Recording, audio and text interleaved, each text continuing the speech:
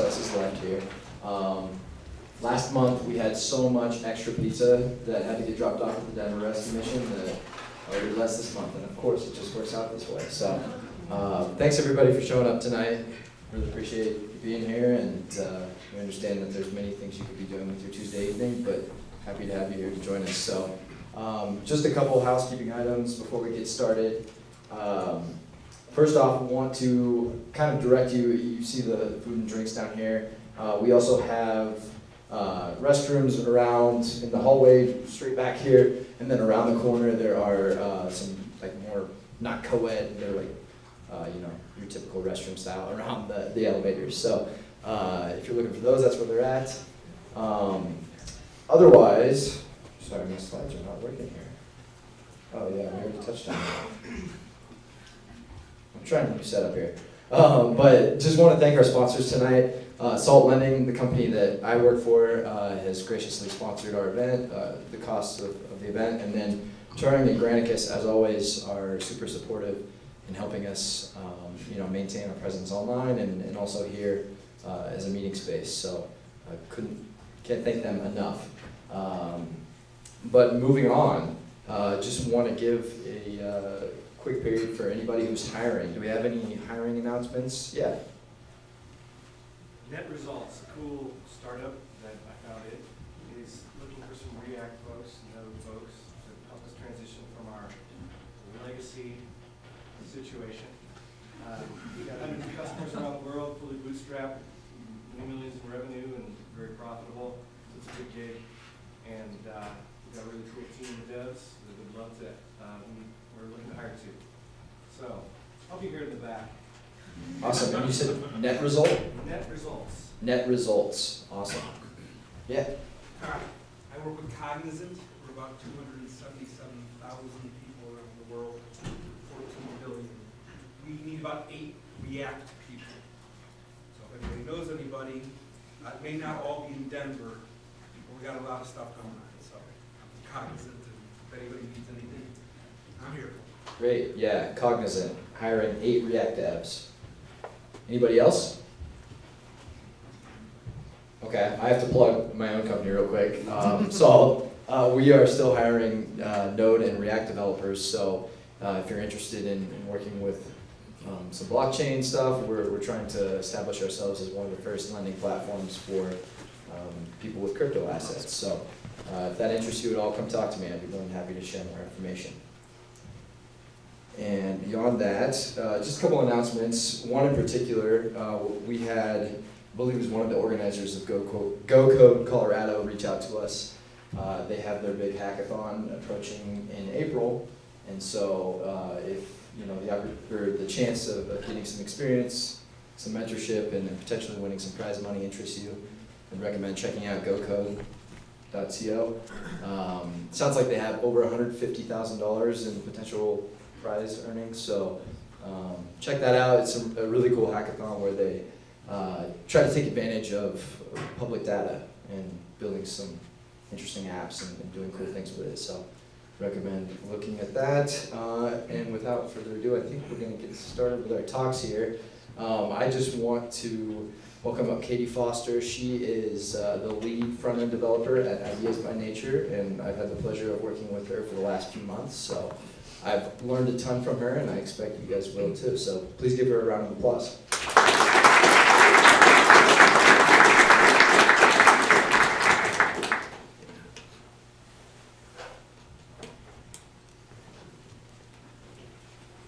Can you hear me? Okay, cool. It's a little big, so forgive me for how cool I look right now. Yeah.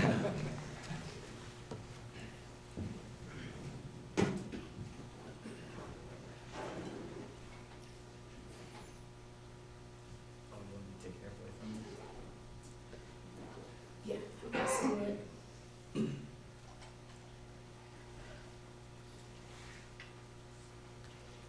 All right, guys. My name is Katie Foster. I'm the lead front-end developer at Ideas by Nature, which is a blockchain agency a few blocks from here. But tonight we're going to talk about accessibility. So, A11y. Has anyone seen that before? Yeah. It stands for accessibility, just to start there. A lot of times when we're developing rapidly, we don't stop and think about how accessible our applications are. So modularization is one way that we can approach that, make it really easy to use. I'm going to talk through what that looks like. So first, why does accessibility matter? The reality is that almost 20% of our population has some sort of disability. Everything from mobility to motor control to being deaf and hard of hearing, but also 2 million Americans are blind. Obviously these stats are only American, but it's hard to get the stats around the world. So it's just important that we don't generally think about how can someone interact with my website when they have, they're missing a sense that we rely so much on, or it's hard to move a mouse, or whatever. An independent an independent study last year was done that found 92% of .gov websites are not fully accessible, and they're required to be. Obviously, this is an indicator of how hard it is to actually achieve accessibility, and that it's always kind of a moving target. So, anyways, let's get into the meat of things. So what are we talking about? Kind of three things. We've got the pit, the core of accessibility is going to be semantic HTML. This means your markup actually uses tags that indicate its purpose and what it's there for. The meat of accessibility is usually what people think about when someone mentions accessibility, ARIA and role. We'll talk about what that is. And then the skin. Design does come into play when you talk about readability and contrast and color for colorblind people. And then we're going to go through all this and put an example together, look at some code.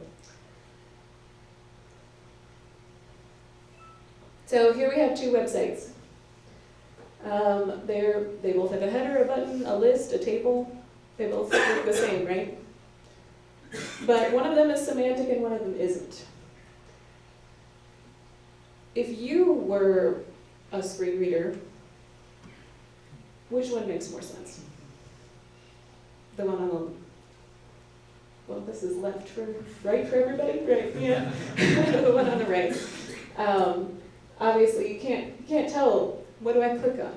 Where does the list stop and the table header start? Where does the data sit inside of that table? I don't know if Chihuahua is related to age or whatever. Who knows? And also your search engine bots, this is what they see. They don't know either. If your search engine bots are seeing what's on the right, which let me scroll down a little, it's clear to them as well. So to overview, semantic HTML, you want to use markup that describes the purpose of that element, the meaning, headers, footers, buttons, asides, progress bars, whatever you can find natively is going to be helpful. Bad semantics are often hidden by good CSS. So if you can, turn it off. If you're having a hard time seeing, like, what would this look like, and you hate using your screen reader, then that's really helpful. And avoid divception, puns for the win. Don't put divs inside divs inside divs. So, moving on, we just found our core. The core of accessibility was HTML, semantic HTML. And then building on that, we've got the meat, role and ARIA. So role is an attribute that you stick on any HTML element, and it has a lot of different options. These are things that we don't have tags for. So we don't have a tag for an alert. So you say the role is an alert. We don't have a tag for a tooltip either.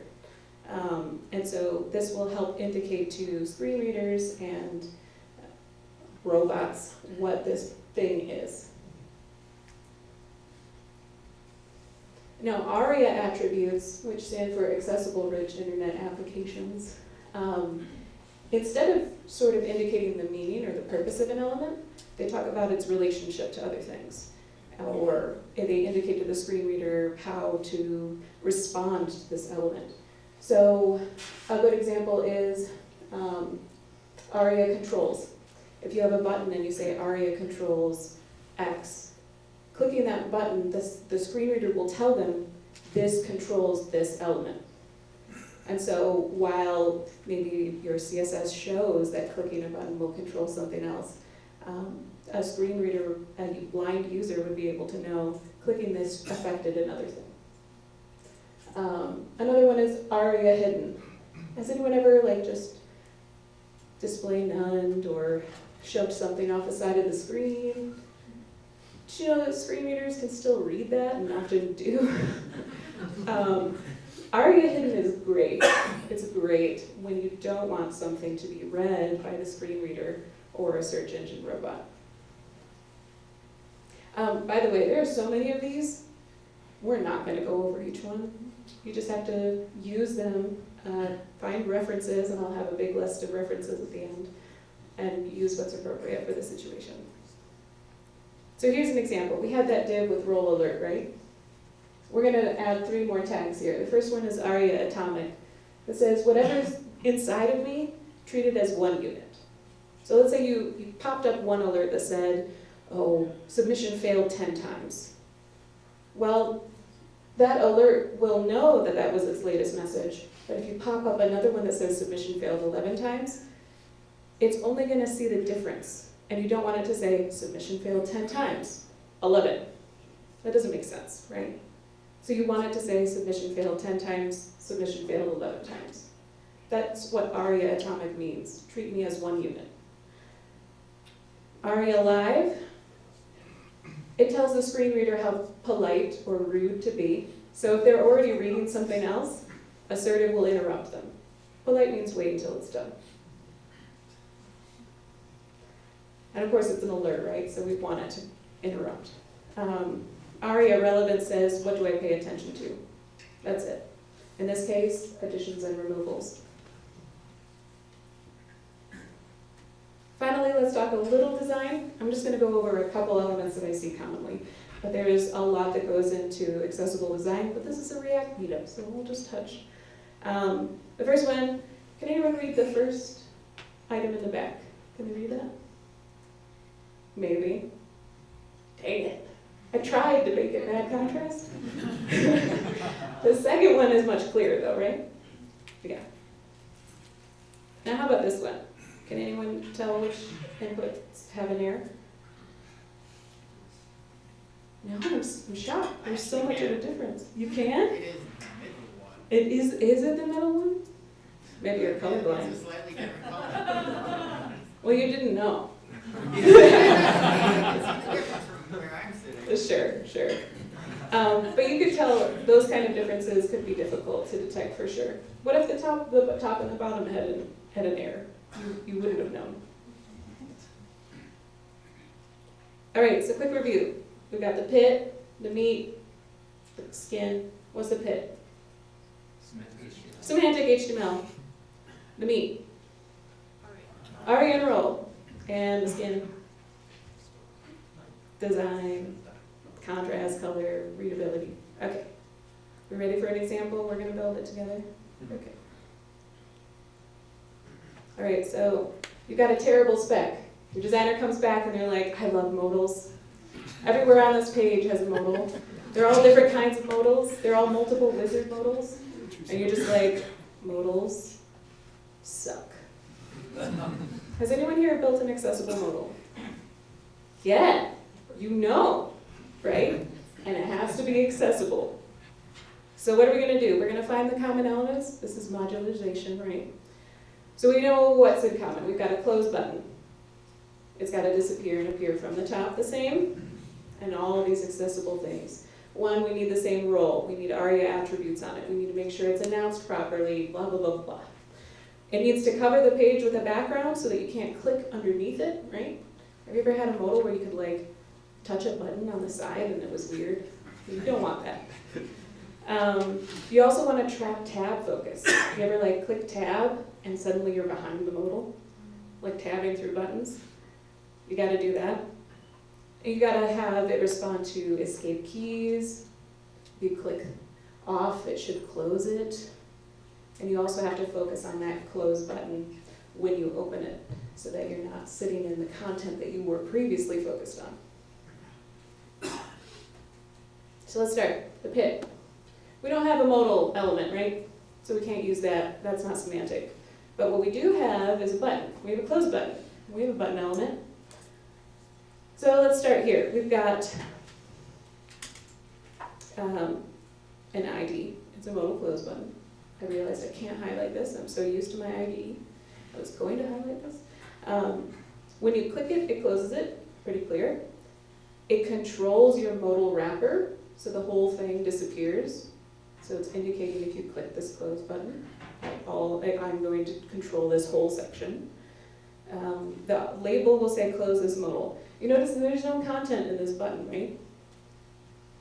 So what's going to get red when it's focused on if you don't have an ARIA label? This way it's also easier to style. You can stick whatever button background you want in there.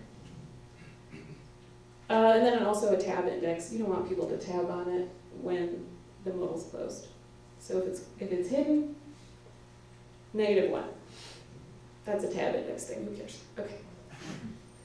So now we're moving on to the meat. ARIA, role, we're building the actual modal now.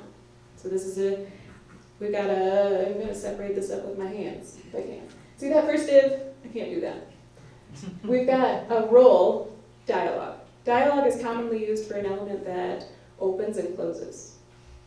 A modal is this, it's similar to that, and so often people use dialog for a modal.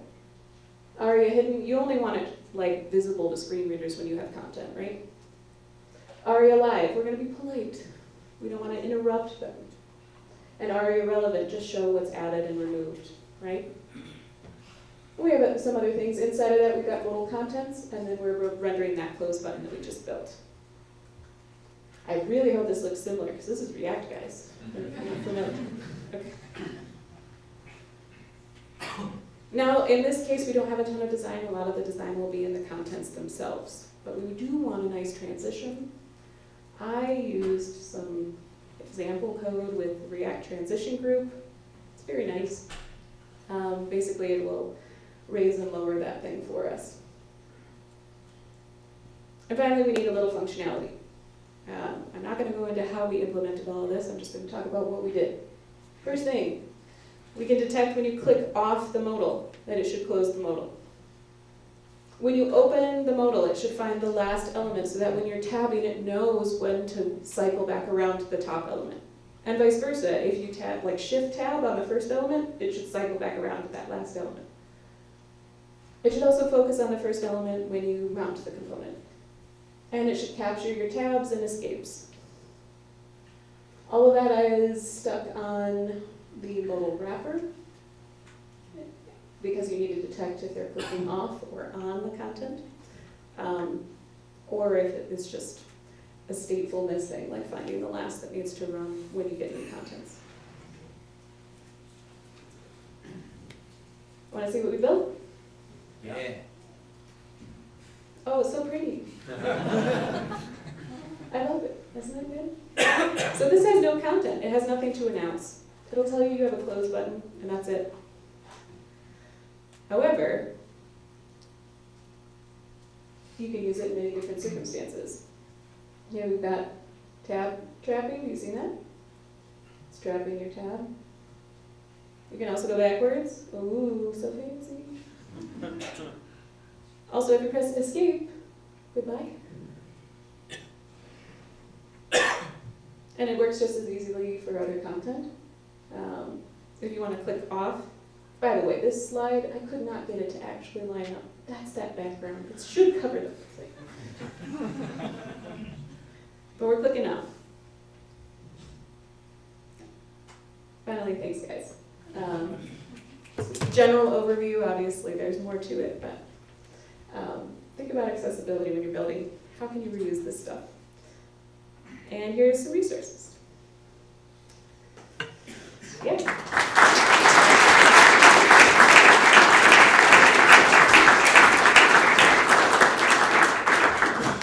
Any questions? Yeah. Anybody? Those requirements that you listed for that modal example, Yeah. would you say that's pretty typical? Yes. That's You want to go to either one of the first three, they'll outline, maybe even DayQ Labs has some good content, they'll outline what is necessary to build an accessible modal. And that's included. I guess it's part of the meat. Anyways, I was a weak analogy, but it was an analogy. Yes? Do you have a QA team that uses screen readers in their process at all, or how do you check this out? We have a very slim QA team that's overloaded, and when they have time, then we try. I learned most of this stuff actually at my previous roles. I did government contract jobs. So I came into this with this knowledge and I've tried to spread it to the team. So, I wish. Yes? Can it be as easy as just taking your hidden property and adding the prefix aria dash to it? Your hidden Similar property. properties? What, could you give me an example? So without having to pull anything from, I don't know how, if you have to install aria or if it'll No, it's native in every browser. So it can be as simple as just taking something that says hidden and then attaching an aria dash to it? Yes. Okay. So, well, aria is a set of attributes that there is a set list. So it's a very long list, but those are, they exist already. You can't just say aria banana. It doesn't work. Cool. I had a quick question. Oh yeah. So in regards to integrating something like, accessibility into your build or code review process, I've heard of some packages that are out there that can help detect a lack of accessibility. But is Sure. there... So my favorite detector, it'll read your page. It's a Chrome extension. It's called AXE. This guy by DayQ Labs. It's a really nice Chrome extension, and when you say read the screen, it'll tell you any violations. It knows a lot. It'll tell you about contrast violations, content. It'll be like, excuse me, your inputs need a label, things like that. And the Chrome accessibility dev tools they just came out with a new version. It's built on top of AXE, so you could use them, but I prefer the core. And also React A11y is really cool. It kind of comes at a different approach where you can just inject this component into your app and it'll tell you as you're debbing. I kind of find it easier to just have the extension. It is very cool. So, yeah. Yes? Do you know any component libraries that you would that are good at this? Bootstrap or Material UI or anything? Do you know if any of those to be good at it or bad at it particularly? They're all varying levels of Okay. achievement.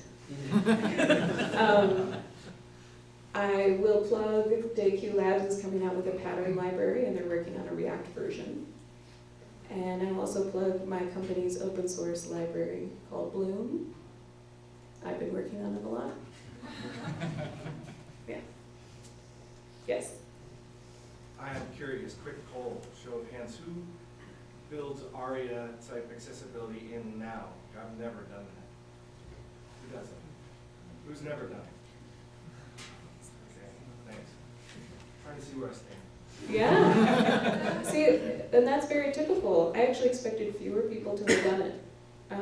A lot of people just don't know what accessibility entails. That's what the purpose of this talk was. It wasn't very deep.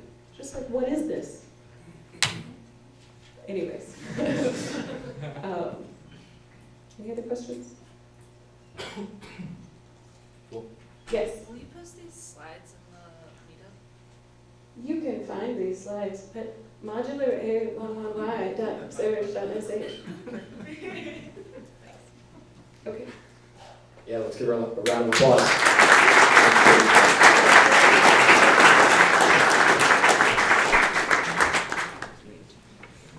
We're going to take just a minute or two to get Rahim set up, and so if you need to hit the restroom or grab some more soda, feel free to do that, and we'll be back shortly.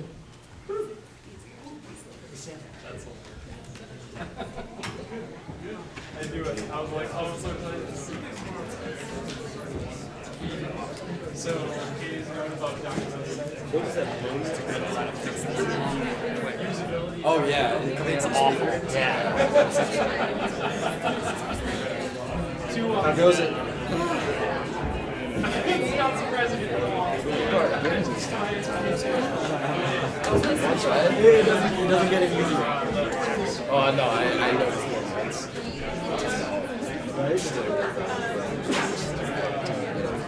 So I pulled up your. I guess I'll find out pretty quickly. It's just the presenter QR, or like the one that you share. I have some slides. And then if you want to use the headset you want to, or you can use this one. You have some live coding now,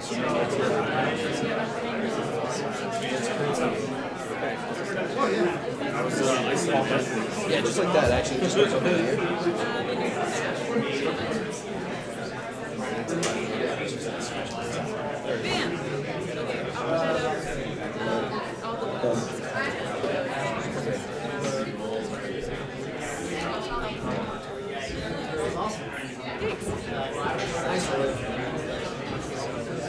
Is that on or off? You turned on? I was gonna say, I was figuring out whether the hum was the mic or not. I felt a little close. Live. I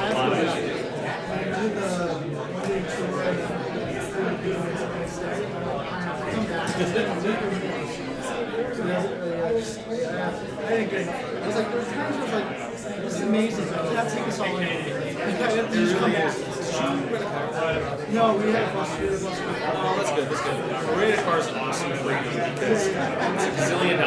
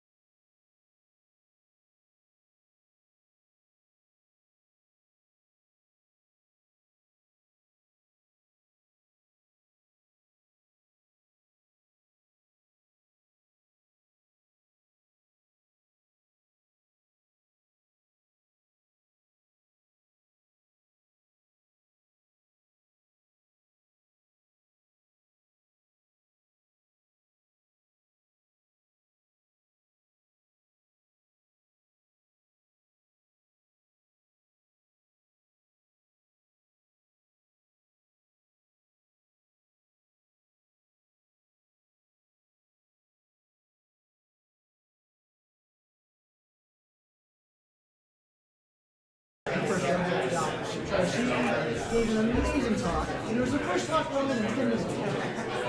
And yeah, I would say it's more encouraging having something passionate about. Alrighty. So, let's kick things off here with our second talk. Thanks again to Katie for that excellent talk on accessibility. But now we have another talk on React Native and some of the work that... Oh, yes. I do have one other announcement before I get into that. I apologize. So we have a couple new additions to our organizing team here at React Denver. Kevin and Josh, can you guys at least wave your hand or maybe stand up or something? Yeah, the two of them have given up some of their time to help us organize the event, so can't thank them enough for their work, and looking forward to working with them down the road. So round of applause, please.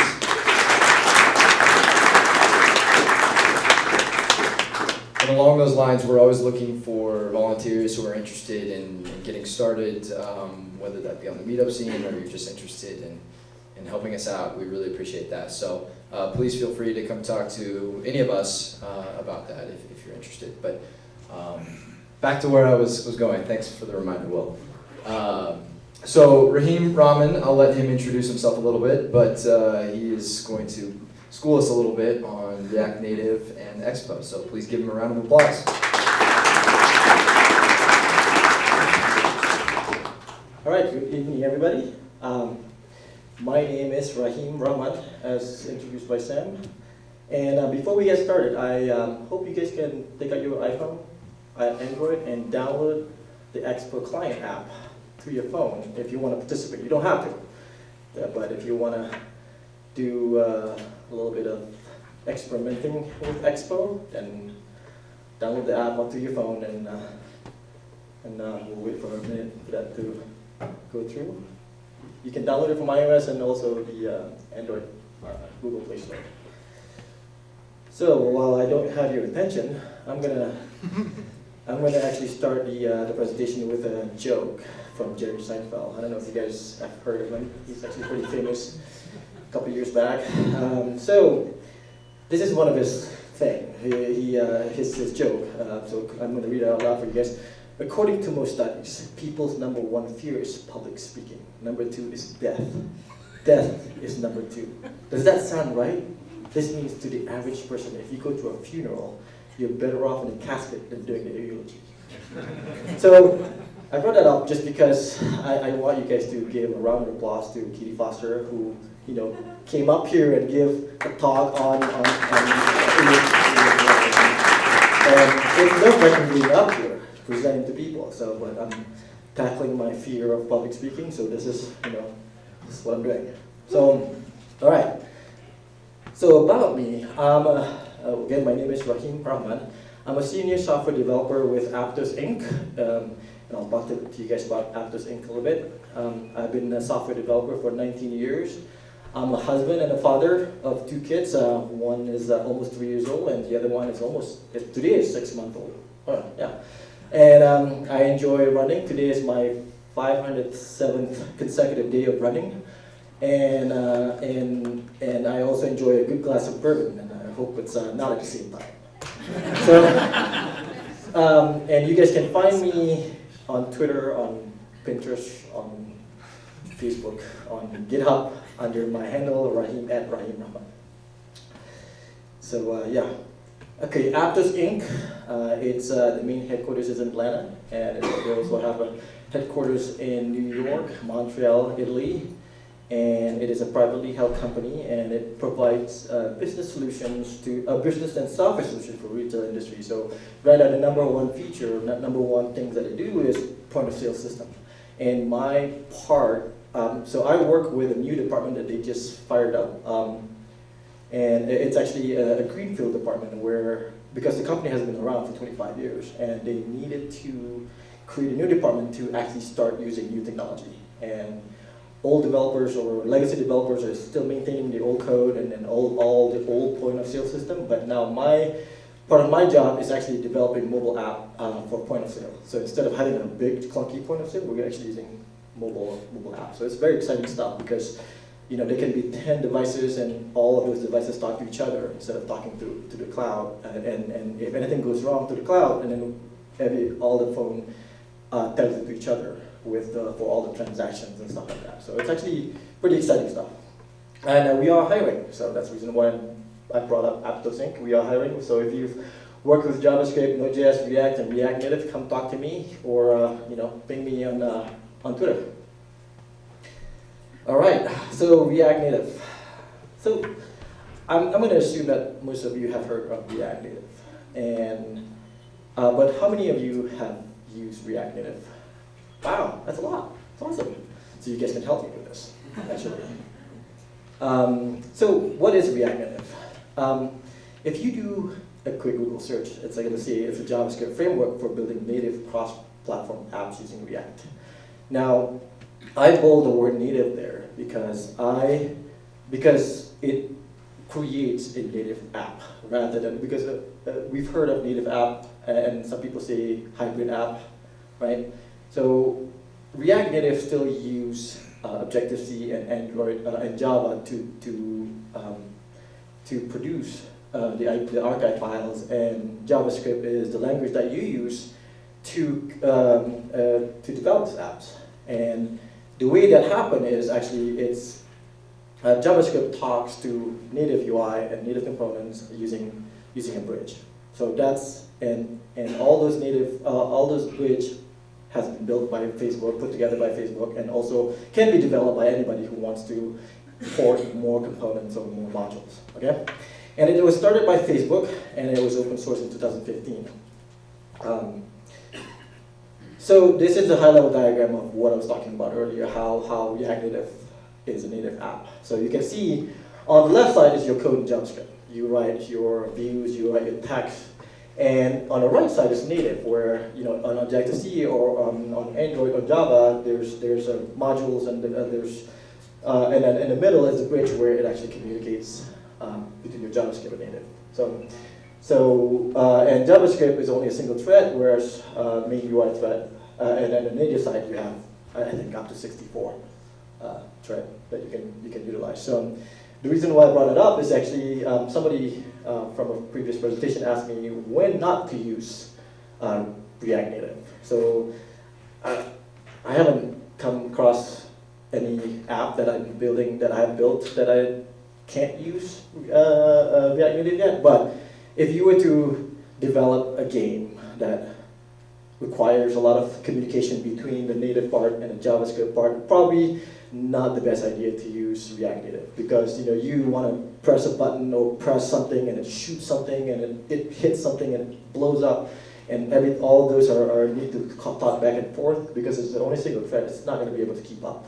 Okay, so but for things like taking pictures and list views, or input button or your input text, those are pretty simple stuff.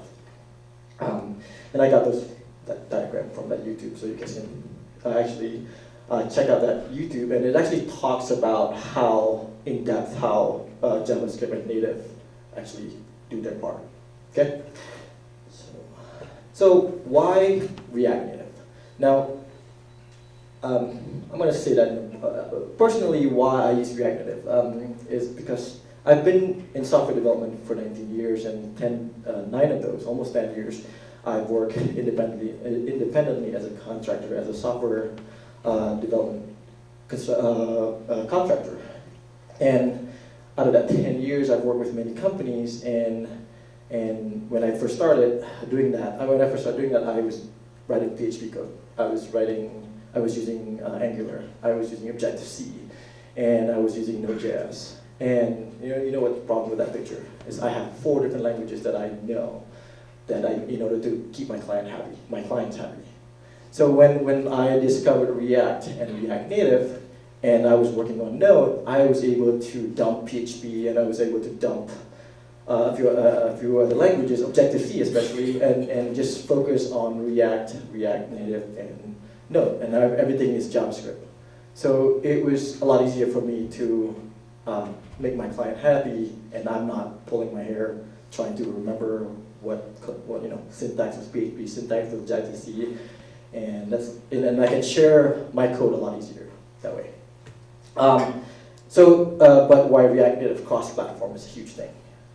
You can develop, we're using one code base with iOS and Android. And that's a huge thing because it cuts down your production by a lot. But before, you would have to use the Objective-C and you would have to know Java, right, in order to produce the same exact thing. So now you don't have to do that. Live update.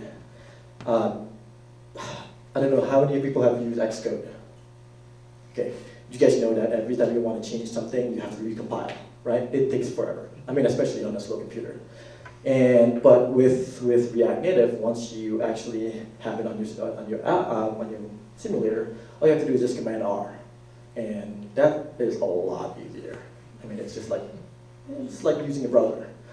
And over-the-air update, because of React Native is your code is a bundle, and you can actually push it over the air to any devices. So instead of having to send your updated code to Apple App Store for code review and whatnot, all you have to do is just push it over the air, and your clients, your customers will be able to download this bundle to their device, and they get the latest code.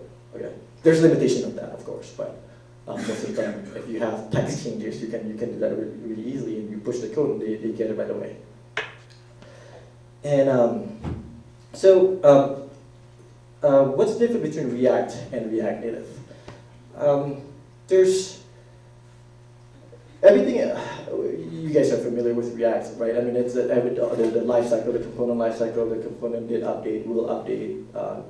All those things are similar, so you don't have to worry. So it's pretty easy to get yourself familiar to React Native. The only thing that you have to worry about is how things are being rendered on your phone. So instead of sorry if I'm probably not doing this right, but you can see a little bit of gist up here where the div is basically the view in React Native, whereas the span is the text, right? And if you need to do list, it has a flat list, and you use render to show all the items within it.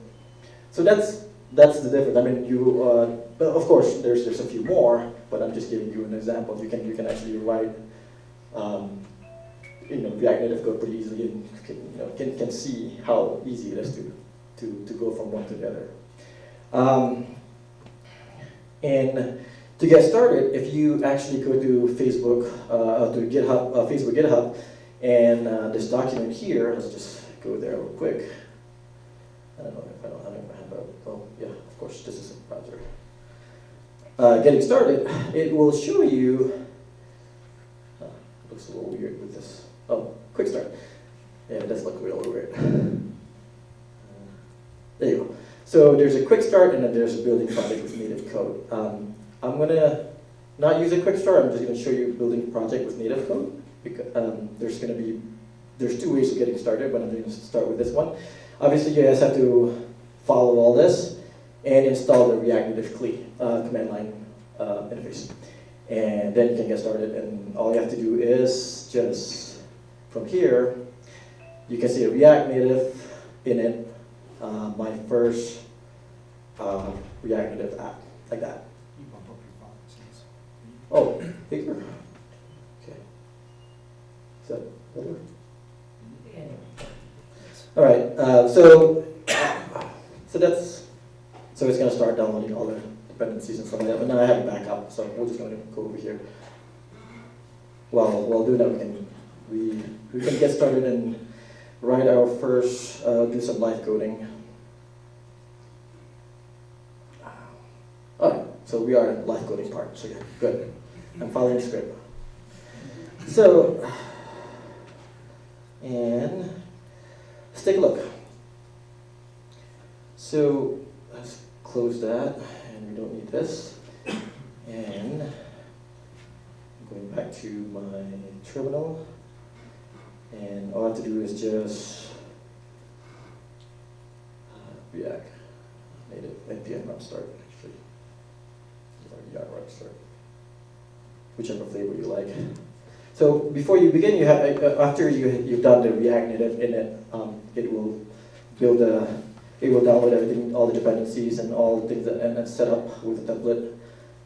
Now you have to start packaging it because that's what's required for you to bundle your JavaScript code and so that you can display it on iOS Simulator. So and then we're going to do React Native run iOS. Maybe I should have done this earlier, but that's all right. It might take a while. So do you guys have any questions so far? Come on. Yes. Can you talk about the restrictions on like the live push or the live update to Sure. your production app? Well, you can only push JavaScript code. Right. So you cannot push anything. Let's say you add a new font, and with iOS you have to actually put it into Xcode and then refer it back to JavaScript, saying that. But because of that, you actually have to now push to the App Store or to Java to the store. Yeah. So That's also under the impression that Apple had a lot of restrictions about what kind of changes you could make, right? That are kind of. well, yeah, they don't really like. There are a few third-party vendors that they really hone in on and said, okay, anybody who uses that, we're gonna reject right away, because according to them, they do change Objective-C code. I don't know how that works, but so they don't really frown upon that. But use it at your own risk, I guess. You can code push stuff, but Apple might reject you. So, but if they don't reject you, then you have the ability to push it out pretty, over here. So this thing is still building. Just give it one more second. Anybody else have any questions? Okay. How easy is it to port React website to React Native code? Is it fairly straightforward? Oh, how easy? Not easy at all. Yeah. So, okay, I did work on a project last year that I shared the common code, all the business logic, and I put it in a package called Common. And I have a React Native, I have a ReactJS and a React Native. So I have, those code can't share, obviously, because I have to use a div for web, and I use Vue for the React Native part. But everything else in the middle that does the fetching, the API calls and whatnot, those I share. Now, somebody, he's gone. So talked about React Native Web. So there is a library out there that you can actually develop both React Native and React Web using the same thing. So try look it up, React Native Web, and see if you can actually get it to work. Okay, so here's my. Sorry, it's a little big. Oh, let's try to make it smaller. Is that better? Okay. Okay, so welcome to React Native.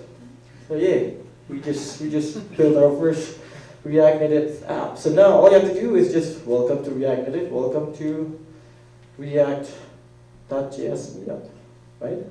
If I save that, there you go. I didn't even, wait, how did that happen? I didn't even tell that to do that. Okay, so you can actually enable live reload or hot reloading. So I should disable that just to show you guys. But so React.js meetup, yay, right? And it didn't reload for me this time, but I'm gonna do Command R. That's it. Is that faster? Just imagine if I had to do Xcode, I have to compile that thing over and over and over and over again. So yeah, so let's write some. Yeah, so let's write some bad code and see what we can do. Right? Because I mean, you see the view and text, right? And then if I say hello world, hello, right? And it's gonna be there. So easy. Now, if you want a button, I'm gonna say button title hello as an example. And React's gonna this thing is gonna be mad at me because why? Because I didn't import. So unlike the web, you don't have to import your div, you don't have to import your span, you don't have to import your keys or p tags and whatnot. But with React Native, you actually do have to import your button, and it's gonna complain to me again. but it's actually, at least it's actually a yellow box issue where the button is here, but it doesn't have an on press. What do I do when I press on it? So that's what it's complaining down there. So the prop on press is marked as required. So we can say, now over here, you should say on press, and just do console log something, hello, right? So there you go. That's easy as that. All right. So you've written your first iPhone app, and we yay you. So let's do this. Let's do a counter. That might be a lot more fun. Actually, this should go outside. Ooh, it looks weird. Okay, so let's do count, and we're going to say this state the count, right? And because of that, we're going to need constructor.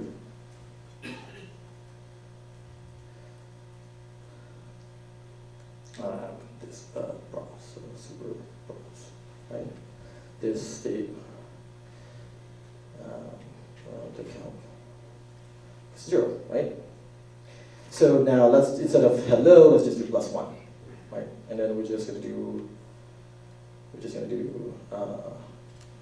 this set state the count this state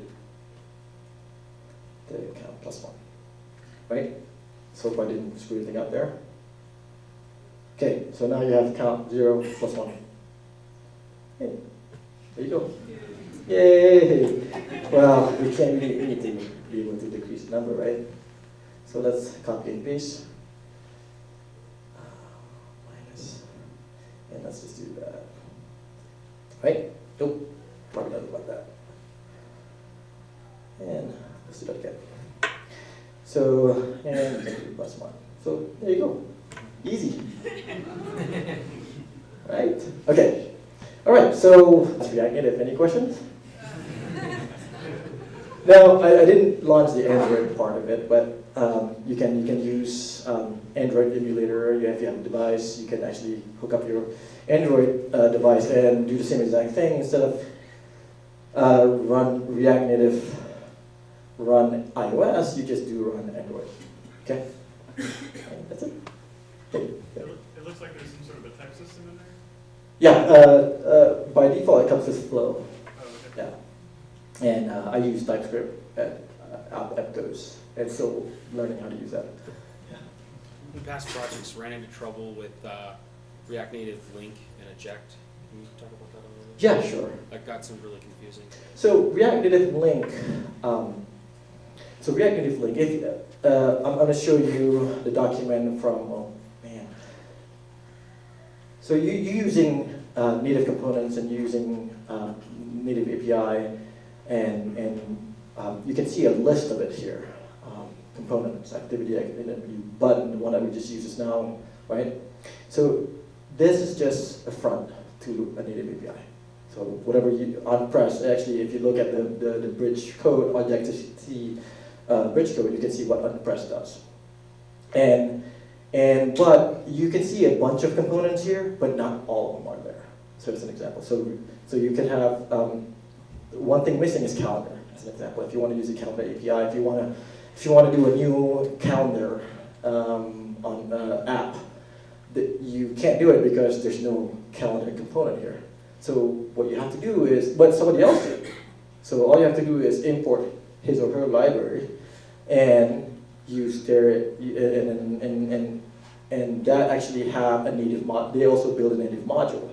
So when you import when you use a library that actually uses a native module, then that means you have to link your project so that it actually creates it will actually push all the necessary changes to Xcode and also to your main application Java. So that's what React Native Link is for. Now detach, I'm going to talk to you guys about that in a second. Right now, this is as raw as it can be. You can't detach any further than that. But I'm going to show you Expo next, so maybe that will, I'll talk about a little bit about detach. Any other question? So, yes, oh, How about days? If it's easy to debug, or if you want to write a unit test, like how will that change? yeah, so we can debug your code just like you debug ReactJS code. I use React Engine Debugger. You can download it, but it also can come in a Chrome version of it. And where's my simulator? Okay. So now debug JS remotely. So now you can see all the debugging just like you would now later. Like you would see React application, right? So and then if let's go back to our code, and then instead of on press, let's just do console log. Right? Oops, yeah, close the whole thing. Maybe something now, yes. Console log -1, right? So if I press that, right, console log, just like that. So you can also debug your React Redux and things like that. Unit testing, you can use Enzyme Mocha, just like you would any React application. Okay. All right, now let's move on to Expo. Well, how much time do I have? Okay, sorry guys, I'm gonna try to go faster now. So now let's go to Expo. So what is Expo? So Expo is just another toolchain, another tool for you to develop React Native app. It's built by a company called Expo. But it used to be called Exponent. I don't know why they short form it to Expo, but that's all right. It makes it easy. And you guys just downloaded the app on your device. Now, I forgot to mention that when you work on React Native app, when you want to do iOS application, obviously you need a MacBook or a Mac laptop or hardware. But with Expo, the nice thing about it is you can actually write to your mobile device, iOS mobile device, without having a MacBook. So that is awesome, right? I mean, not everybody have a MacBook. Some people prefer to use a PC. So yeah, you can use Expo. And then, how many people are intimidated by Xcode? Okay, so a lot of people feel uncomfortable with Xcode, like changing stuff. There's so many things going on in there. So I did. I mean, when I first started with Xcode, it's like, wow, what is all this? Okay, so it's really tough. But with Expo, you don't even have to worry about it. You don't even have an option to worry about it. So that's kind of nice. And again, the ability to push update over the air, it's even easier with Xcode. Okay, I'm sorry, with Expo. So why not? Because Expo just took all that React Native code into an SDK and a bunch of other libraries and a bunch of other things, the compile archive file is actually pretty big. So I mean, typical app could be 4 or 5 megabyte, and this could be 20. Just a hello world app. So, and just imagine if you put something else more. It's a little bit bigger. Size matters. It doesn't have the ability to add other React Native modules. So, as an example, the calendar module that I was talking about that somebody wrote, if Expo doesn't have it, you can't import it into an Expo project. Okay, so that's where you have to detach from Expo. Now, by detaching, that doesn't mean you can't use Expo anymore. You can still use Expo, but you have to deal with Xcode now. Now you have to have a MacBook and stuff like that, whereas before you don't. So let me just show you what I meant by that. So there's getting started. You just go to Expo.io. It'll give you how to get it started. You still have to install the command line. Okay, so to get started with that is just so after you install your command line, you just have to do Expo create React Native app, my first Expo app. And this should be a lot faster. Let's just close this. So,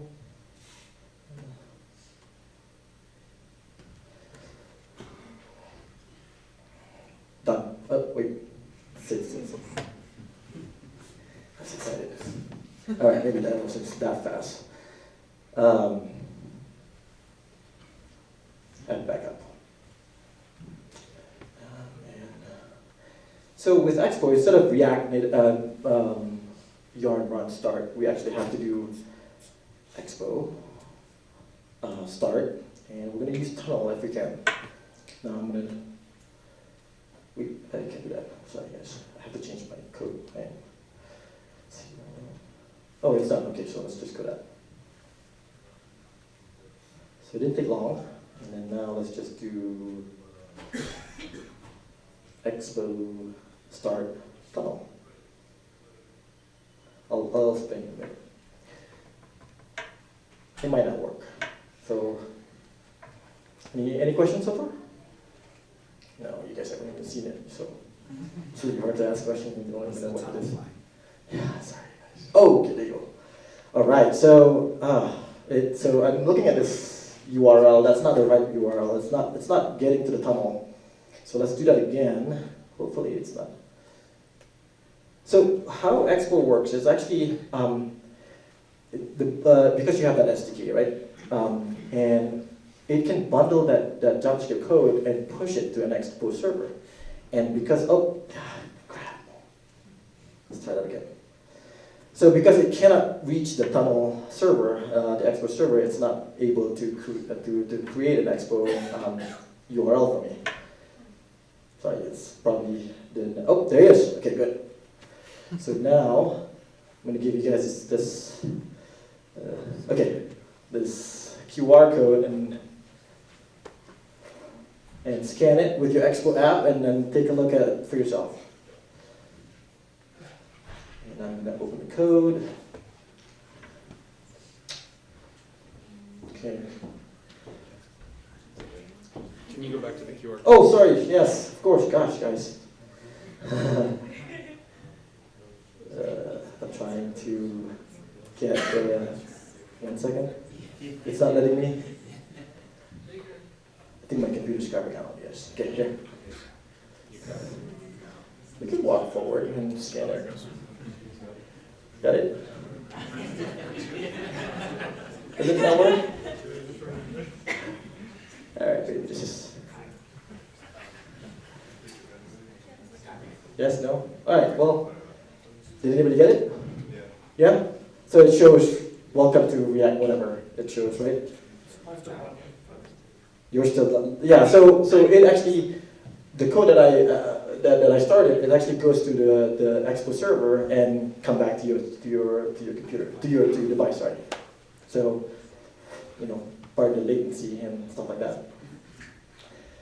So let's, this is my Visual Studio. It's not opening it, okay. There it goes.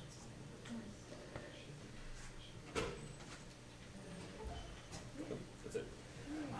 Okay. I think my Visual Studio is crapping out on me also. But anyway, did you guys get the app to show? Yeah. And I'm trying really hard to, let's just use Pico app.js. So open up app.js. So I'm just, instead of open up, I'm just say close. Right? I'm going to save that. Yes. And if you look at your app again, it should say close. Close your app instead of open up. Of course, take some time for it to go up and come back down. So, by the way, you can shake your phone and it's just to reload.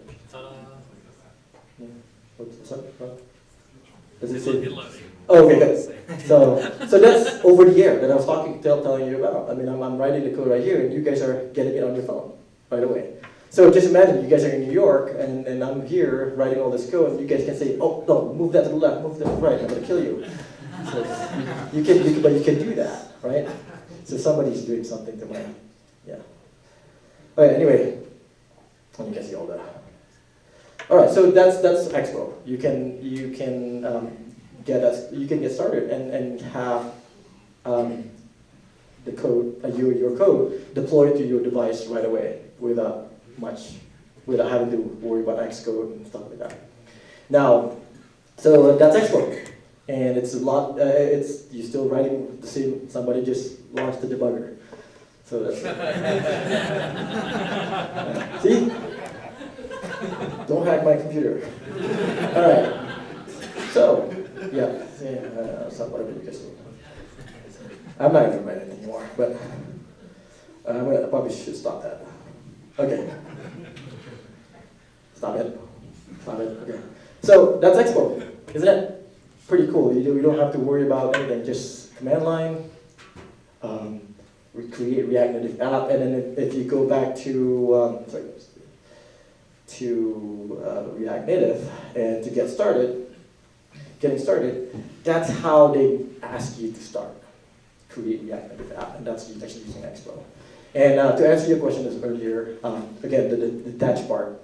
So I don't use Expo. I use Expo just to demo, just like what we're doing right now. Or I have a client that wants something done, and they want to see it and present to the client. So I don't have to worry about creating a new bundle on Apple developer account and publishing it to the App Store just to have a physical copy on my phone. But instead I use Expo to just write the code and give them the link or the QR code, and they can launch on their phone right away. I don't have to worry about creating anything, doing anything else. So, but where I work at Aptos, we use a lot of components, a lot of native modules that needs to be imported, and we can't use Expo. Okay, so we opted not to use it. But you guys can to get started and just get your fundamentals on React Native, and so that you don't have to worry about Xcode. And that's last but not least, Snack. Now, check out Snack. This is part of Expo, and it's really cool, actually. What we just did, you can drag and drop on a web interface. Students is ready.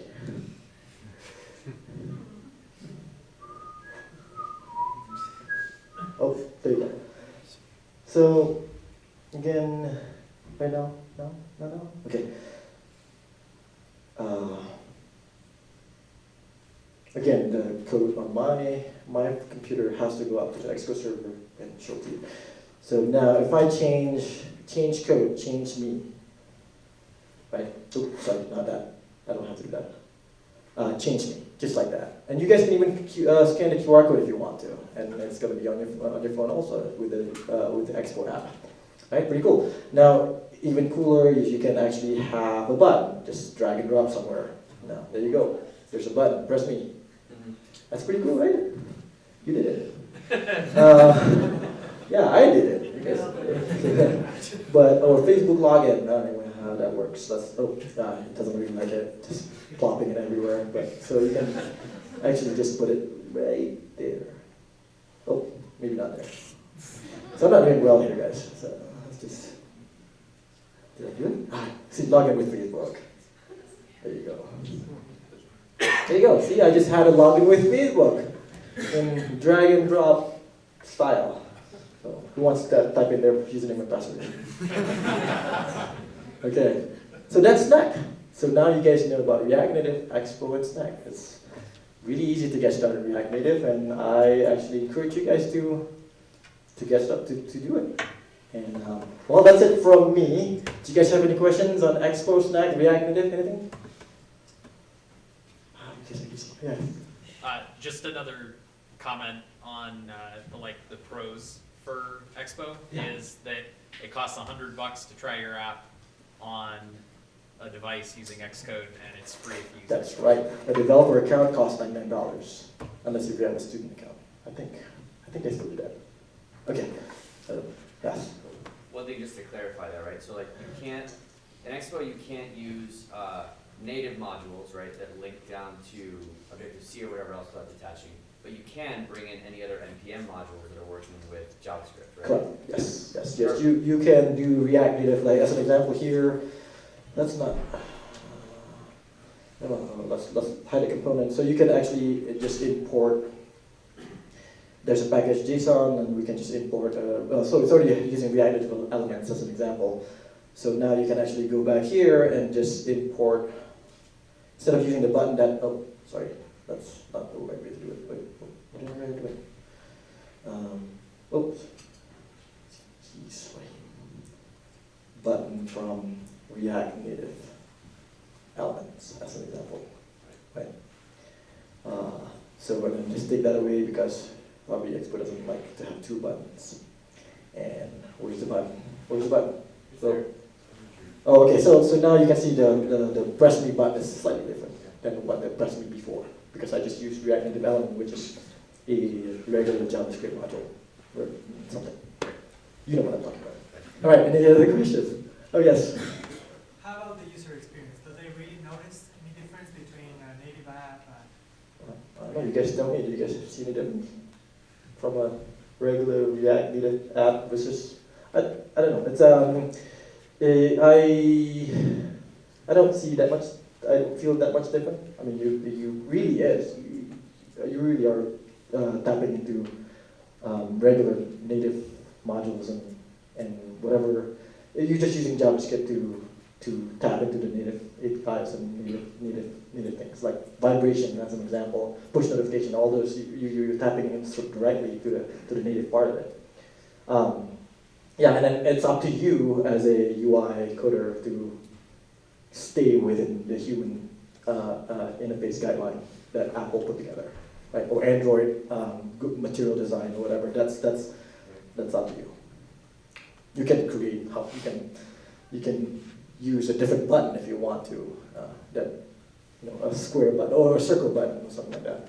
So that's up to you. But no, I don't feel like I'm using a hybrid app as an example. There's no lag. I don't feel the lag at all.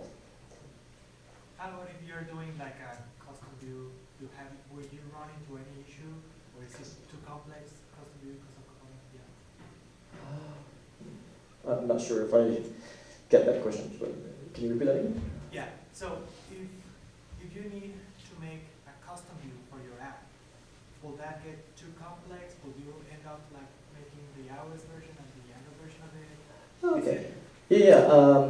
So that's another thing about Xcode. So you can actually change this from app.js to app.ios.js and app.android.js. So if you want your Android and iOS look completely different, you can.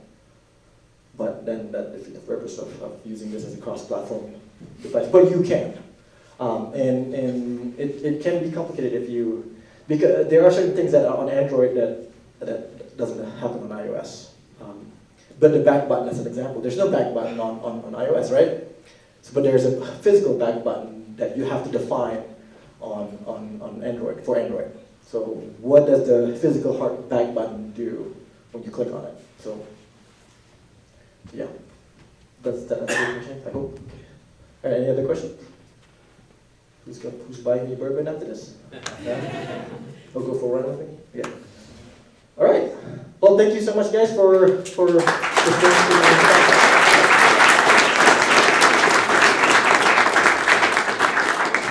Thanks for coming. And with that, we will wrap everything up. I just want to say thanks again to our sponsors, to everybody who's helped us get this going tonight.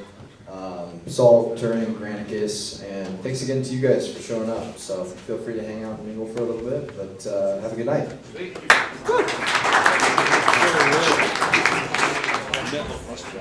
Thank you.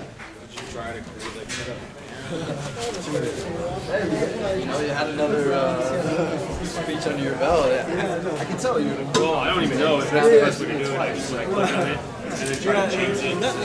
So like, change these settings. You can change like the info. It only shows up the ones that I have. So I don't know what you did. It's like I can create a new team. Deter people from no, I don't think so. No, it's a paid thing. No, that's not it. I think you need to connect to whatever. Do you have an audio background? So wherever it says do that, Many years and redirect them. I'm gonna get out of here. I was gonna tell you before, sorry to hit you up this month. It's been like the craziest month. But I was chatting with him next month. At the very least, I'll come early and help you guys take stuff down after. I'm riding with Mike today, so we're probably going out of here, but I'll be in touch with you and see how I can help out with something. So. Great. Okay. Great. Yeah. Perfect. What I don't want it to overcommit and then fall short. So let's kind of start small with whatever you guys need help with, and we'll go from there. Well, thanks for looking into that. Yeah, no Great. worries. But